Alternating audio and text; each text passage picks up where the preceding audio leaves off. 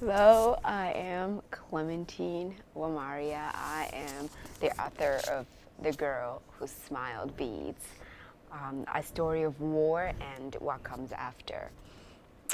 This book is my memoir.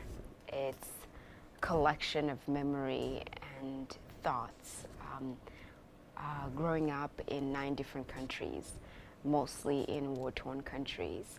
I was born in Rwanda, Kigali, and I had a wonderful life. And when the conflict started, it led my older sister and I into 8 different countries, and from East Southern Africa and then the United States. So this is an adventure.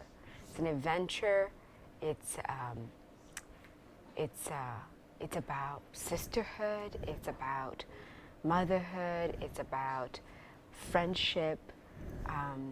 It's about life. It's about human nature. All the things that get in the way of our loving for ourselves, for our neighbors, for our community, and the world at large. I just hope it inspires you. And in a collection of this book, there's so many authors that I truly love, and I would love to share them with you. Chinua Achebe, The Anthill of Savannah, is one of my favorite books because the dialogue is absolutely incredible, but the style that I love about this book is the very Afrocentric. It's a story that continues on, continues on, and continues on. Even the end, when you get to the end, you just wonder, can I just go back again and reread it? I've read it maybe 12 times. And if I had my copy, I would read a few things that I really love in it. So check it out. You're gonna see a lot of themes in here, and also connecting back to my book, because I call myself a dot connector. So dots are thoughts, dots are feelings, and this is one of the dots. This is Austerlitz by W.J. Sebald. People say his name very differently, but I call him Sebald. He is one of my heroes because he really challenges the narrative of remembering and the narrative of his storytelling. And this is one of my favorite books, Austerlitz. It's like one of my Bibles. It's one of those books that you disappear into. You start out by just looking at images. He's able to bring out his whole world to you, to a place where you say, is this fiction or is this nonfiction? And this page right here, I think it's page 26, is one of my favorite page because he really is asking us the buildings and infrastructures that we create during the wars, and if those structures that we create, infrastructure and structures that we create, what are they really evoking out of us? And I love this line and say, and the longer I looked at it, the more often it forced me, as I felt, to lower my eyes, and less comprehensive it seemed to become. I love this page.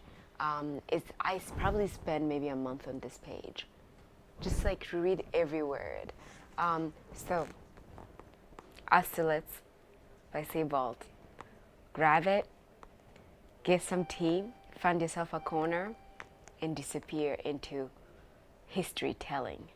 So for the past 3 years or so, writing The Girl Who Smiled Beads, I spend time with Audre Lorde every single day, and listening to her voice, and just listening to so many of her voice, and as well as reading Sister Outsider, and there's a collection of poems that I really encourage people to read and dive into.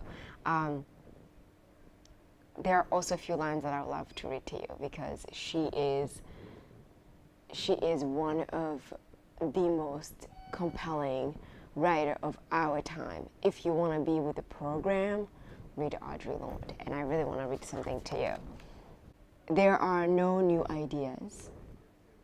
There are only new ways of making them felt, of examining what those ideas feel like being alive on Sunday morning at 7 a.m., after brunch, during wild love, making war, giving birth, mourning our dead, while we suffer the old longing, battle the old warnings, and felt of being silent and potent and alone while we taste new possibility and strength. There are no new ideas. This little book right here is a gem. It's one of the beads in The Girl Who Smiled beads.